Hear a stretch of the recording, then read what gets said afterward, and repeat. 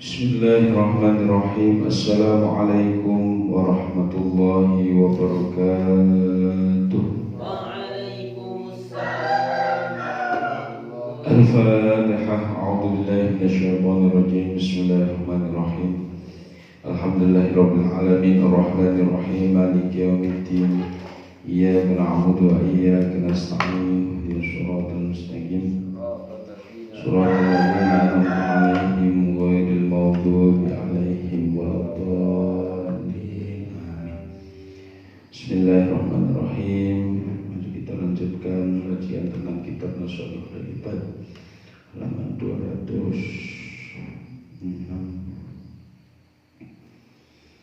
Bismillahirrahmanirrahim. Wal maqalatu al-'ashiratu 'anil Hasanil Basri.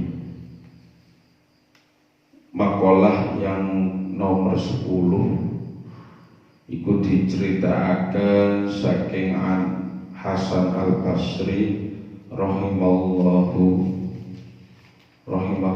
wa nafa'ana bi ulumihi annahu qala maktubun fit Taurati khamsun ahrufin. Dijelaskan dalam kitab Taurat ada 5 jumlah yang ditulis di sana. Ai jumlatin tegese biro-biro jumlah. Innal gunyata setuhune sugi, ya, setuhune sugi. Ai liktifa bin nafakotin. Ai tegese ngalap cukup bil qanaati kelawan qanaah. Fi qanaatin ing dalem nrimane ati. Yang pertama diceritakan oleh Hasan Al-Basri di dalam kitab Taurat itu, yaitu kita harus mempunyai sifat qanaah. Karena dalam beribadah ini sering diulas ya di dalam kitab Nash'atul Ibad. Qanaah bukan hanya batas kita menerima dalam sebuah ucapan lisan, tapi apa? Qanaah yaitu ridho bil kismati. Tegese ridho bil kismati kelawan bagian-bagian wasukunil qalbi lan tetep nerimane ati indal adami tatkalane awak ora ono pira-pira perkara al maklufati kang den senengi. Jadi sekalipun dalam hati itu tidak sesuai dengan keinginan kita ataupun yang kita harapkan, maka kita harus tetap mempunyai sifat qanaah. Maksudnya apa? Maksudnya ketika kita mempunyai harapan tapi belum terkabulkan oleh Allah, belum dikabulkan, belum diijabah oleh Allah, maka selama itu pula hati kita tetap harus menerima apa yang menjadi pemberian Allah. Seperti itu. Wa inna dan setuhune as-salamata selamat min afatil lisan saking termasuk apa? Gambaran lisan kita iku fil uzlati ing dalem tetep kita harus uzlah mencil. Jenenge uzlah itu berarti mencil, menyendiri. Ai tergese maksudnya gimana? Al-khuruji kita harus keluar, metu an mukhalatati saking campur al-khalqi makhluk atau masyarakat bil inqita'i kelawan apa? Selain apa ya? Ibadah. Jadi uzlah di sini menyendiri dari makhluk-makhluk atau dari manusia, ngato ketika dalam konteks tidak apa? Dalam konteks tidak beribadah. Dalam artian kita harus menjauh, mengasingkan diri, bukan berarti wong terus gak kumpul wong, mboten. Tapi uzlah di sini menjauhkan diri kita dari manusia mungkin yang bisa menghantar kita ke dalam kemaksiatan. Nah itu tidak boleh. Kita harus jauhi, kita harus uzlah itu. Selakinya kita kumpul kok tambah menambah kemaksiatan dalam diri kita, ya mari kita menjauh. Kalau bisa kita kumpul, ya, tapi dengan cara apa? Kita menguzlahkan mereka-mereka semua yang dalam perjalanan hidupnya masih berbelok-belok. Seperti itu. Jadi harus benar-benar kita bisa menjaga diri kita. Kalaupun kita bisa mempengaruhi mereka-mereka untuk beruzlah, untuk menyendiri, untuk istilahnya kita semakin mendekatkan diri kepada Allah, maka itu diperbolehkan. Wa inna hurmata ay adom, ya, lan setuhune kebagusan ay adom tegese kebagusan itu firrafdi syahwati, dalam ninggal syahwat. Jadi sudah barang tentu yang selanjutnya adalah kita harus mengendalikan syahwat atau keinginan-keinginan yang ada pada diri kita. Keinginan apa? Setiap manusia kan punya keinginan, ya. Tapi bagaimana cara dia mengendalikan keinginan atau hawa nafsu itu agar tidak merajai hati kita semua, agar tidak merajai tindak tanduk kita, agar tidak merajai apa yang menjadi larangan Allah kita laksanakan. Tidak boleh, ya, karena itu semua sejatinya adalah hawa nafsu, dan hawa nafsu itu identik dengan apa? Pendekatan diri kepada syaitan, tipu daya setan. Maka sejatinya ya kalau kita mau selamat, ya kita harus menghindar dari tipu daya setan. Seperti itu. Wa inna sabra, dan sabar ala masyaqi adamil awamiri, termasuk yang selanjutnya adalah kita harus sabar, ya, di mana di sini ketabahan dalam melakukan sesuatu itu, ya, kita harus laksanakan. Sabar, intinya sabar. Kalaupun belum bisa melakukan kesabaran, ya harus berusaha. Kalau kita sudah mampu menerima sesuatu dengan qanaah, ditambah tawakal, ditambah sabar, menjalani ujian, insya Allah nanti kita akan lulus, ya. Kalau sudah lulus, berarti predikatnya, derajatnya akan meningkat. Wal maqalatu al hadiyata asyar anan Nabiy sallallahu alaihi wasallam iltanim khamsan qabla khamsin. Nah, ini sering kali, ya, hadis ini sudah muncul, ya, tapi kita praktekkan atau tidak saya belum tahu. Jadi iltanim termasuk 5 perkara apa? Iltanim khamsan, ya, 5 perkara sebelum 5 perkara lagi. Ai ifal, ai tegese nglakokake apa 5 asyaan ing pira-pira perkara husuli khamsin, sedurunge termasuk hasilé 5 pira-pira tingkah.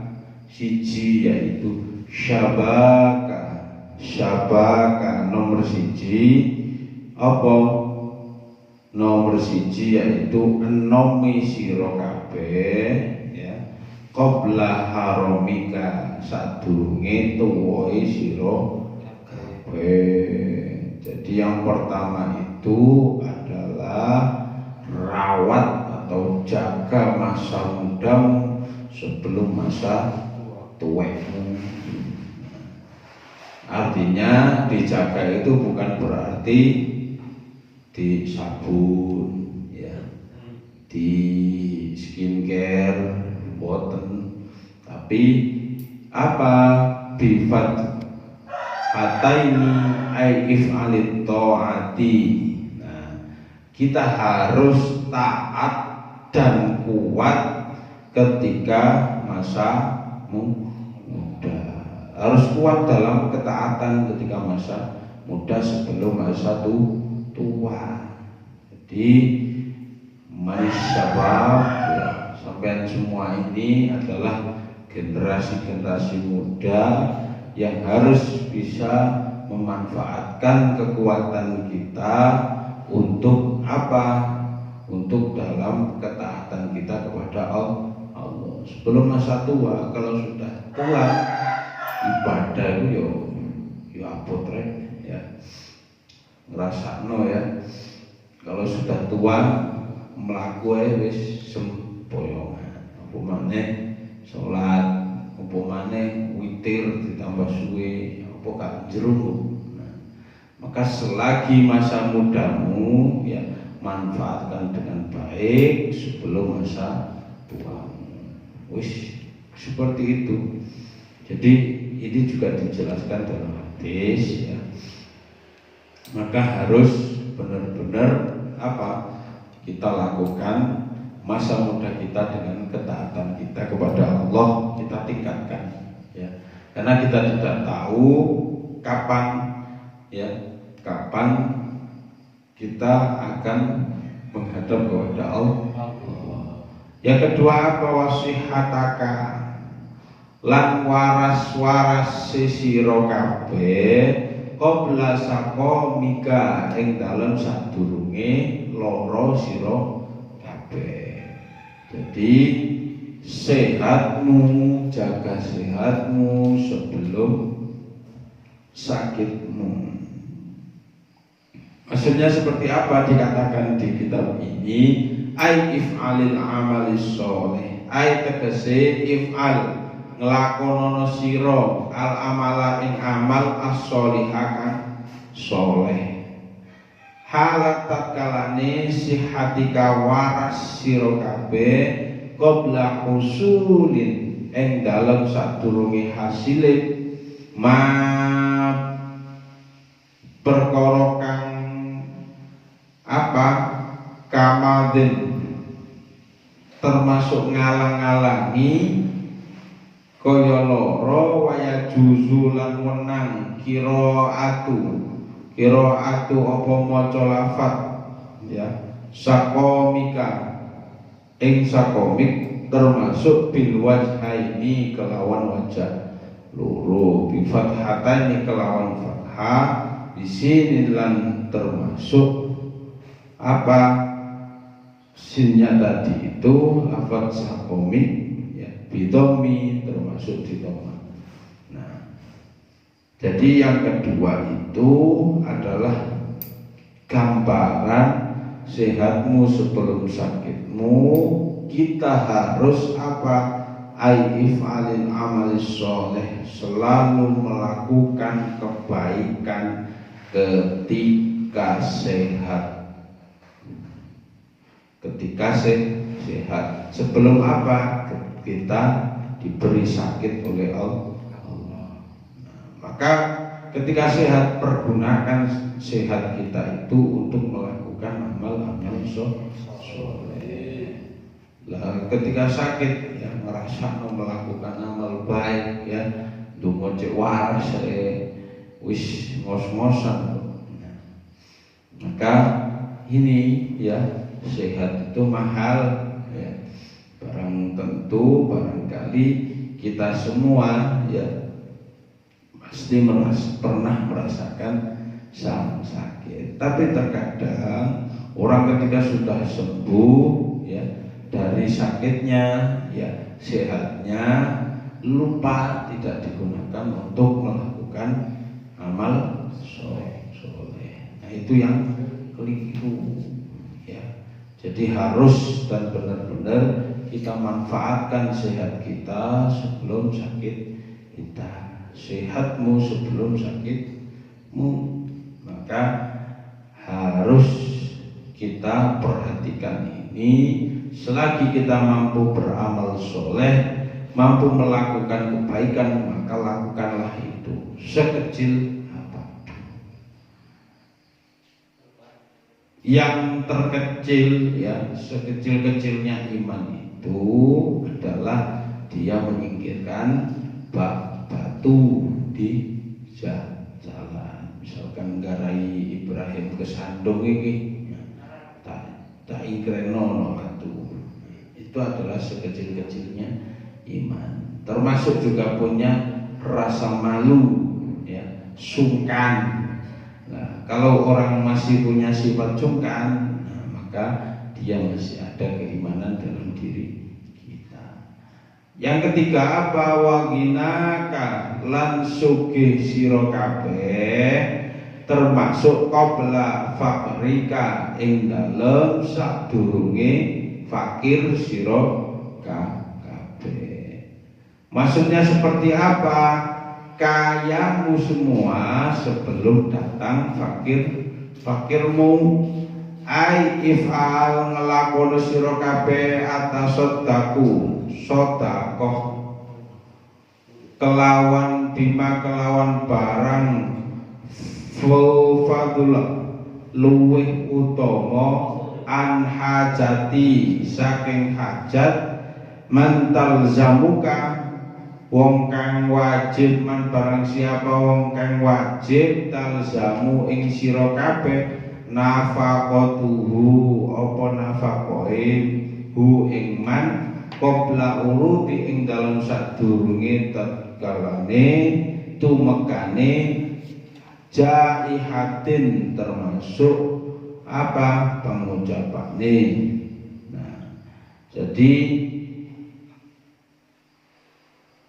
kaya jenengan semua, sugih jenengan semua harus dijaga sebelum fakir atau kefakiran kita itu datang. Artinya kita harus melakukan sedekah dengan upaya, ya, apa? Upaya agar dalam pendekatan diri kepada Allah. Selebihnya harta kita harus dinafkahkan untuk keperluan orang lain. Jadi selagi kita mampu untuk bersedekah, ya kita lakukan sedekah atau sedekah. Nah, karena apa? Karena sebelum fakir itu datang kepada kita. Kalaupun kita kaya, maka kita harus menafkah, menginfakkan, mensedekahkan, ya, harta kita untuk orang lain. Nah, kalau kita sudah fakir, datang kefakiran, apa yang mau disedekahkan? Angel. Karena kita tidak tahu kapan posisi fakir itu berada pada diri kita. Terkadang orang menggambar itu sugih terus, ya belum tentu, ya. Cita-cita orang semua ya pasti saya akan sugih pasti. Tapi kita tidak tahu kapan, di mana posisi kita berada pada orang kaya atau orang miskin atau orang yang pas-pasan. Itu tergantung pada diri kita masing-masing. Tidak banyak, ya, tidak banyak juga orang yang fakir ketika dalam pandangan kita, tapi tetap dia mampu bersedekah. Itu jauh lebih hebat daripada orang yang kaya tapi sedekah. Kita pandang susah, tapi dia tetap mampu bersedekah. Nah, itu adalah orang yang terbaik dalam pandangan Allah. Jadi selagi kita mampu untuk bersedekah, ya, maka jaga kaya kita sebelum fakir kita. Nah, yang kelima itu apa? Yang kelima adalah termasuk, yang keempat adalah wahayataka qabla mautik. Lan urip-urip sira kabeh qabla mautik, sebelum mate. Jadi apa? Manfaatkan hidup jenengan sebelum kematian itu datang. Karena apa? Karena kita ini harus menjadikan hidup kita ini nanti manfaat untuk akhirat kita, ya. Jadi jangan sampai kita melalaikan dengan begitu saja, terlena dengan indahnya dunia, ya.